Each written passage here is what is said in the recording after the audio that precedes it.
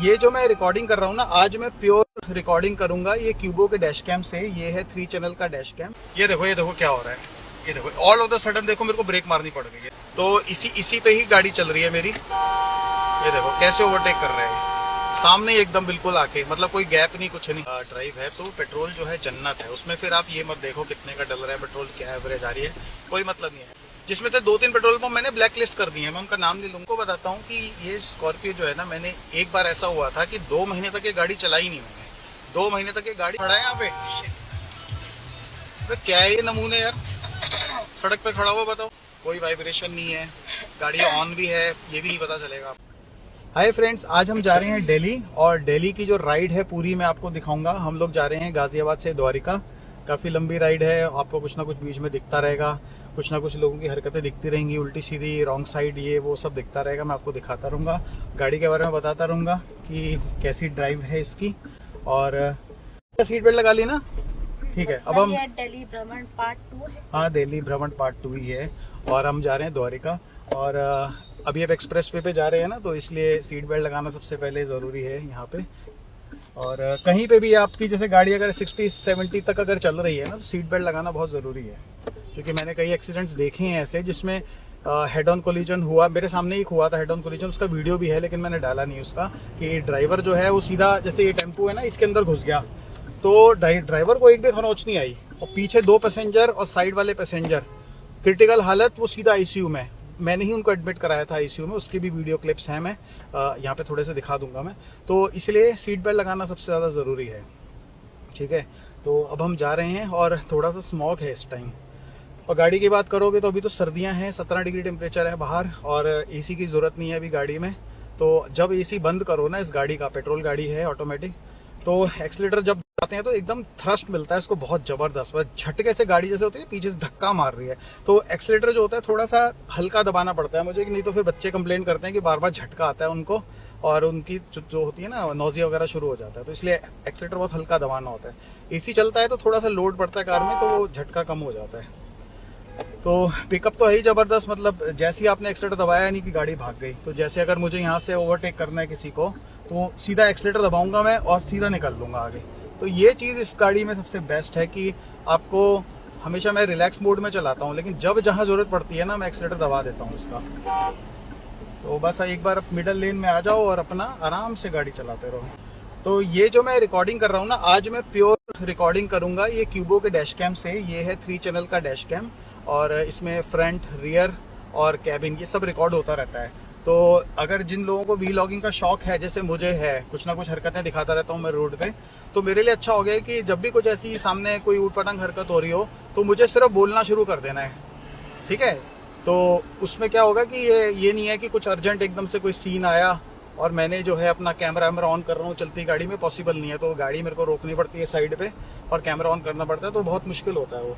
तो इससे क्या हो गया कि जब आप चला रहे हो गाड़ी, तो आप अपना लॉगिंग कर सकते हो। तो यहाँ पे ग्लेयर अभी इस टाइम बहुत ज़्यादा है, और क्या कहते हैं, ये सामने ना ये स्मॉग बहुत ज़्यादा है। तो ये मुझे दिख रहा है बहुत ज़्यादा, लेकिन कैमरे में ये चीज़ें बहुत क्लियर आती हैं। तो अभी मैं जब घर जाके इसको देखूंगा ना, तो तब मुझे पता चलेगा कि जब वीडियो बनाऊंगा कि कितना क्लियर आ रहा है। लेकिन बहुत ज़्यादा स्मॉग है आज। तो द्वारिका जाने का जो डिस्टेंस है ये दिखा रहा है 48 किलोमीटर, 1 आवर 15 मिनट्स। तो संडे का दिन बेस्ट होता है, क्योंकि वर्किंग डे पे अगर आप जाओगे तो 2 घंटे लग जाएंगे आपको।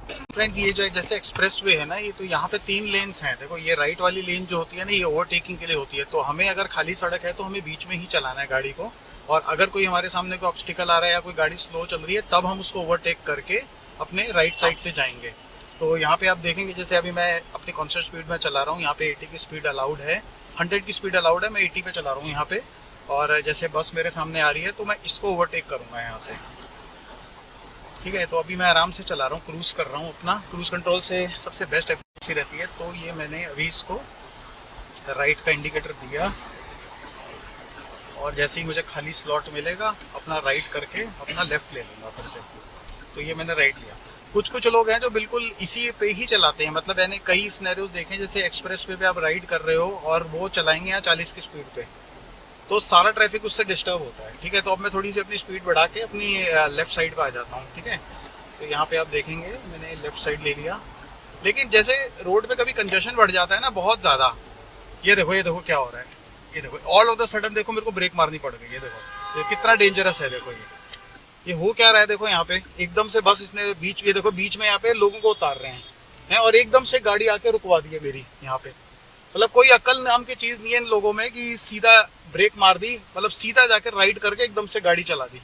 तो बताओ यहाँ पे कोई 100 की स्पीड से आ रहा होगा तो कितना ज्यादा मेजर इसमें मतलब एक्सीडेंट होने का खतरा है इसमें। वो तो ऑलरेडी मैं थोड़ी सी कम स्पीड में चलाता हूँ गाड़ी, इसलिए थोड़ा सा ब्रेक लगाना भी इजी होता है। अब यहाँ जगह जगह स्पीड कैमरे लग गए हैं। देखो सामने भी स्पीड कैमरा लगा हुआ है यहाँ पे। तो मैं ये बोल रहा था कि जैसे जब कोई कंजेशन बहुत ज्यादा हो जाता है ना, फिर वो तीनों लेन्स यूज करते हैं लोग। फिर हम राइट पे भी चलाते हैं, बीच में भी चलाते हैं, क्योंकि ओवरटेकिंग वाला कॉन्सेप्ट जो होता है खत्म हो जाता है। तो ओवरटेकिंग वाला कॉन्सेप्ट जो होता है वो खाली हाईवे पे सही रहता है।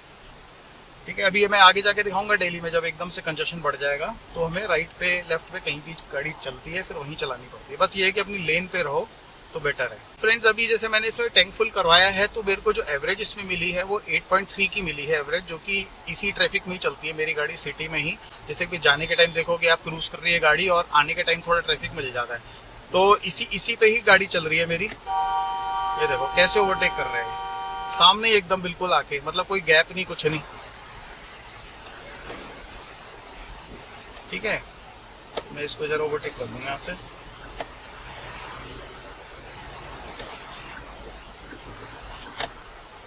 हाँ, तो मेरी जो एवरेज अभी आई है गाड़ी की सिटी के अंदर अभी मैंने चलाई है ऑलमोस्ट, जैसे जाने के टाइम मैं ये यूज करता हूँ, आने के टाइम मुझे पूरा ट्रैफिक मिलता है, तो जितना यहाँ पे मुझे बेनिफिट होता है उतना आने में लॉस होता है। वो 8.3 की एवरेज आई है इसकी, और जो MID में इसने दिखाया है वो 9.2 9.3 दिखा रहा है मुझे। तो MID की जो एवरेज जो होती है ना वो होती है आपकी करंट, जैसे गाड़ी अभी चल रही है जिस कंडीशन पे उसकी एवरेज दिखाता है। और पास्ट में आपने एक ही टैंक फुल सेशन में अगर आपने गाड़ी स्लो चलाई है और उसके बाद एकदम से फास्ट गाड़ी चली है तो फास्ट का जो होता है उस टाइम वो दिखाता है, तो पूरी एवरेज आउट वो एक सेशन पे नहीं करता। तो इसलिए आप कभी भी MID के एवरेज को मत कंसीडर करो, क्योंकि लोग मैंने देखा है कि शेयर करते हैं अपनी MID की एवरेज, वो सही नहीं होती, वो करंट की होती है, वो पूरे पास्ट की नहीं होती।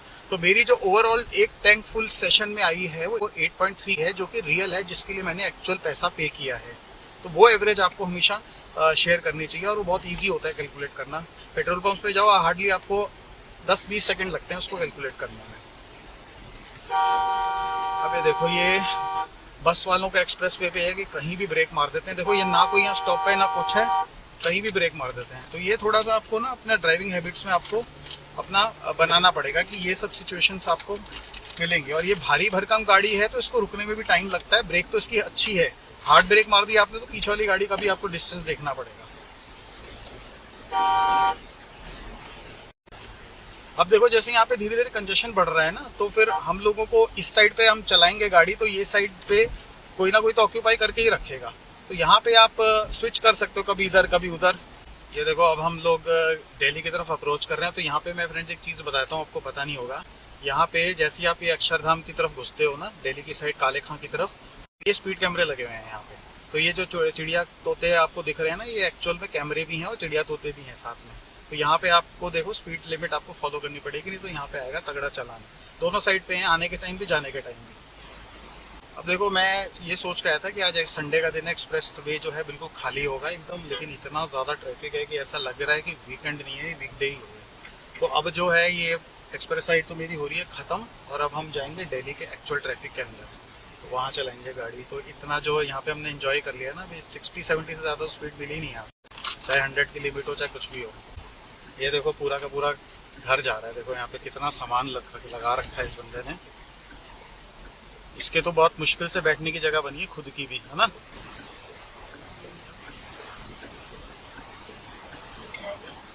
सीट तो बची हुई है, आगे भी सामान है पीछे भी सामान है। नंबर पीछे है ना वो गंदा कर रखा है जान के इसने, ताकि नंबर आए ना। वैसे भी एक्सप्रेस वे पे अलाउड नहीं है, लेकिन कोई नहीं ना, इसने इतना सामान रखा है, ये एक्चुअल में एयर बैग का ही काम करेगा इसके लिए, है ना। पीछे भी देखो उसको कुशन मिल जाएगा, आगे भी है। हम एक्सप्रेस वे से बाहर आते हैं ना, तो ये चाय पी सकते हो अगर आपको पीनी है तो। यहाँ पे ये कितने तो नाम इसके चेंज होते हैं, कभी देखो कभी इसका हवाई अड्डा हो जाता है नाम, कभी जैन शिकंजी, कभी शिव ढाबा, है ना, शिवा ढाबा। डिस्टेंस तो काफी लंबा है लेकिन आराम रहता है इस गाड़ी को चलाने में। तो देखो ऐसा है ना, अगर आपको वीकेंड पे गाड़ी निकालनी है, बहुत कम चलानी है, लिमिटेड आपकी ड्राइव है तो पेट्रोल जो है जन्नत है उसमें। फिर आप ये मत देखो कितने का डल रहा है पेट्रोल, क्या एवरेज आ रही है, कोई मतलब नहीं है। एवरेज बस आपको इसलिए देखनी जरूरी है क्योंकि मैं अलग अलग पेट्रोल पंप से गाड़ी में पेट्रोल डलवाता हूँ और हर जगह पे मुझे डिफरेंस आता है। कहीं पे एवरेज बहुत कम आ जाती है, कहीं पे अच्छी आ जाती है एवरेज। तो एवरेज देखने का मतलब ये नहीं है कि हम सोच रहे हैं कि 4 पैसे बच जाएं, ऐसा नहीं है। एवरेज देखने का मतलब ये है कि कहीं हम किसी पेट्रोल पंप से बेवकूफ ना बन रहे हो। मेरे घर के पास ही 2-3 पेट्रोल पंप हैं, जिसमें से 2-3 पेट्रोल पंप मैंने ब्लैक लिस्ट कर दिए हैं, मैं उनका नाम नहीं लूंगा, लेकिन वहां से मैं पेट्रोल नहीं डलवाता अब, क्योंकि जितनी बार भी मैंने वहां से पेट्रोल डलवाया है हमेशा मेरी गाड़ी कम चली है। और कुछ पेट्रोल पंप ऐसे हैं जहां से हमेशा अच्छी चली है गाड़ी, तो मैं वहीं से डलवा। तो इसीलिए आप अपने टैंक टू टैंक पे नजर जरूर रखो, ताकि आपको ये पता रहे कि आपकी गाड़ी परफॉर्म कैसे चल रही है। या तो हो सकता है कि आप गलत तरीके से चला रहे हो। अब देखो मैंने लाइट फुट ही रखा हुआ है यहाँ पे, मैं ब्रेक कम से कम मार रहा हूँ, ट्रैफिक बहुत ज्यादा है, लेकिन कोशिश करता हूँ कि ब्रेक ना मारनी पड़े मुझे, और एक्सीलेटर छोड़ देता हूँ मैं, गाड़ी अपने आप धीरे धीरे धीरे करके स्लो डाउन हो जाती है। तो कॉन्सेप्ट यही है कि आपको गाड़ी स्लो करनी है, ब्रेक नहीं मारनी। अब एक और चीज आपको बताता हूँ कि ये स्कॉर्पियो जो है ना, मैंने एक बार ऐसा हुआ था कि 2 महीने तक ये गाड़ी चलाई नहीं मैंने। 2 महीने तक ये गाड़ी बंद खड़ी रही है और इसमें डैश भी लगा हुआ है पार्किंग सर्वेलेंस वाला। 2 महीने के बाद मैंने बस इसमें चाबी घुमाई और गाड़ी एक बार में स्टार्ट हो गई। तो ऐसा है कि पेट्रोल गाड़ी जो है हमेशा रिलायबल रहती है, कभी भी आप गाड़ी स्टार्ट करो। और कई कई मेरे जो फ्रेंड्स हैं ग्रुप में, उन्होंने कंप्लेन करी है कि उनकी बैटरी जो है अगर 15 दिन भी गाड़ी खड़ी रहे तो उनकी बैटरी जो है डाउन हो जाती है और गाड़ी स्टार्ट नहीं होती। तो वो तो मैं ये कहूँगा कि या तो उनकी कोई ऐसी एक्सेसरी है जो उसमें से इतनी ज़्यादा पावर ड्रॉ करती है, जो उन्होंने एडिशनल लगा रखी है, जिसकी वजह से बैटरी जो है उनकी पूरी चार्ज ही नहीं हो पा रही है और बैटरी जो है उनकी ड्रेन आउट हो जाती है जल्दी। तो मैंने ये प्रॉब्लम फेस नहीं करी है, तो मैं तो रिलाई कर रहा हूँ कि हाँ बैटरी इसकी सही है, 2-2 महीने तक आप गाड़ी खड़ी रख सकते हो। ये तो देखो अभी तो खाली मिल गया, वापसी में देखो अभी से ही जाम लगा है, देखा ये राइट साइड पे पूरा जाम लगा पड़ा है, कितना मेजर जाम है। देखो संडे के दिन जाम है यहाँ पे। मैं सोच रहा हूँ आने वाले टाइम में क्या होगा यहाँ पे। ये देखो ये रॉन्ग साइड से आ रहे हैं लोग अभी अभी, तो देखो इस पे वो है FIR है। और ये देखो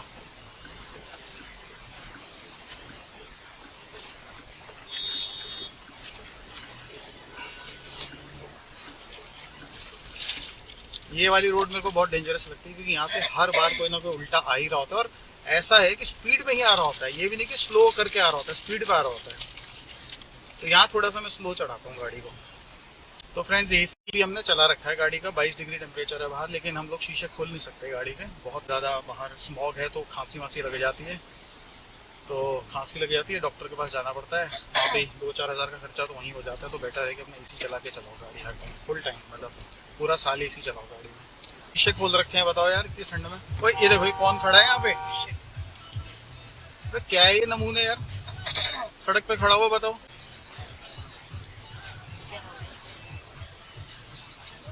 चलने के लिए ये मुझे लग रहा है स्पीड वीड के रोक रहे होंगे।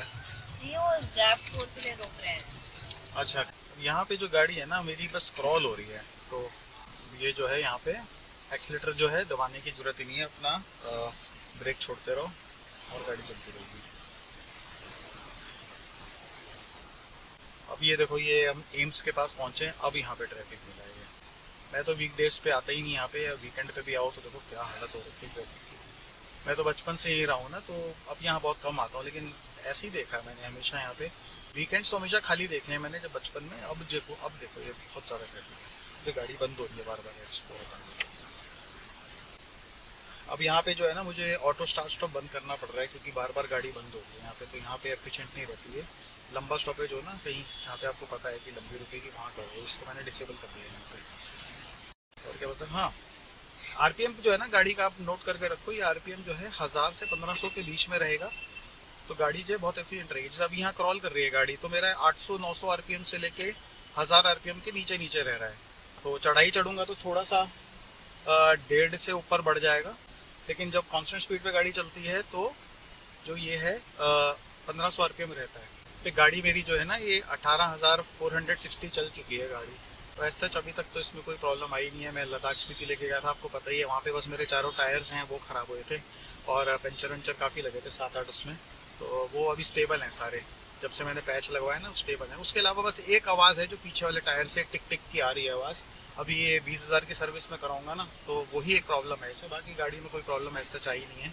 और सर्विस भी रीजनेबल रहती है। फर्स्ट सर्विस फ्री है इसकी, सेकंड सर्विस में 5000 रुपीज़ है, तो आपको 5000 रुपीज़ से 1 रुपया भी ज़्यादा नहीं देना, क्योंकि 5000 रुपीज़ में आपकी सारी बेसिक चीज़ें इसमें जो होती है कवर होती है। उसके अलावा आप कुछ भी कराओगे एनहेंसमेंट्स हैं जिसकी ज़रूरत होती नहीं है।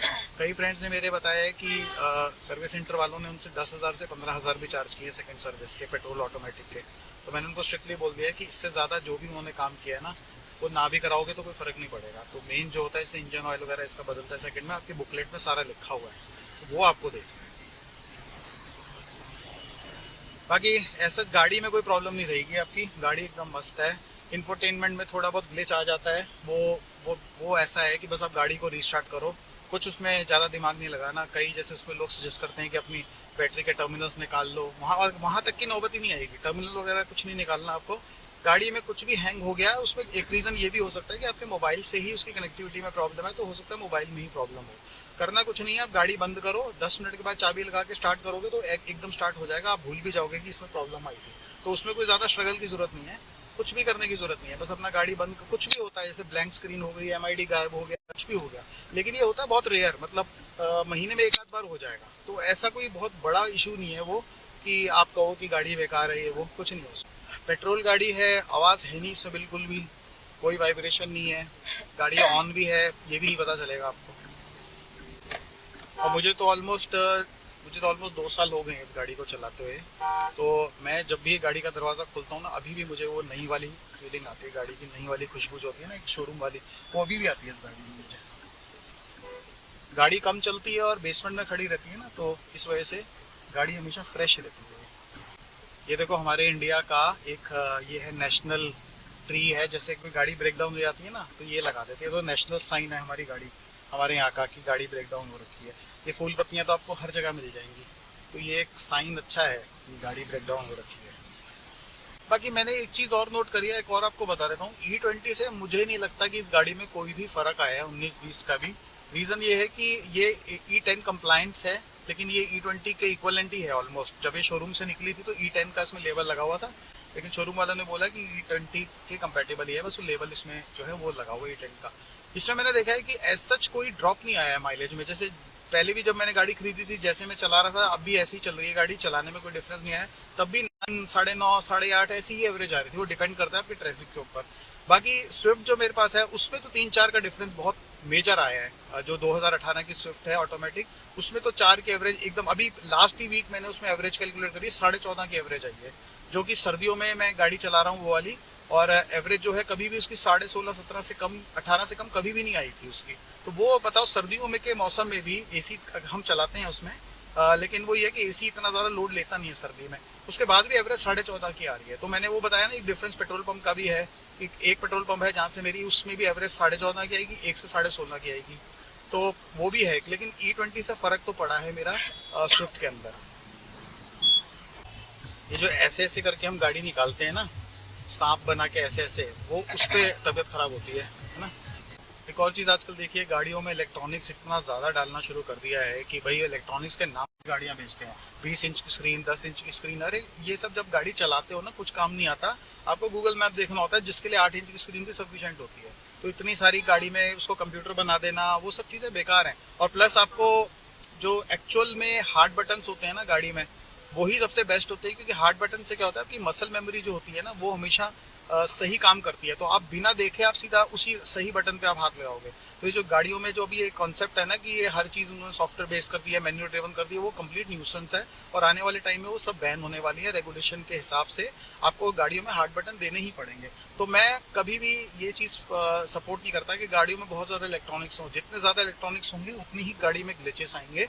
गाड़ी होनी चाहिए एकदम सिंपल, बिल्कुल जो आपके कन्वीनियंस के लिए चीज़ है ना, बस आपको गूगल मैप चाहिए, रिवर्स कैमरा चाहिए, इसमें रिवर्स फोटो आनी चाहिए, और उससे ज़्यादा आपको कुछ नहीं चाहिए होता। तो ये जो फालतू की चीज़ें गाड़ियों में डाल रखे हैं ना, उन पे आप ज़्यादा आप ध्यान मत दो। आप अपना बस ये देखो गाड़ी में आपको चाहिए क्या, मैनुअल चाहिए, ऑटोमेटिक चाहिए, पेट्रोल, डीजल, और कैमरे, रियर फ्रंट, ये सब चीज़ों पे आपका ज़्यादा वो फोकस होना चाहिए। अब यहाँ देखो कंजेशन जो है यहाँ पे बढ़ गया है।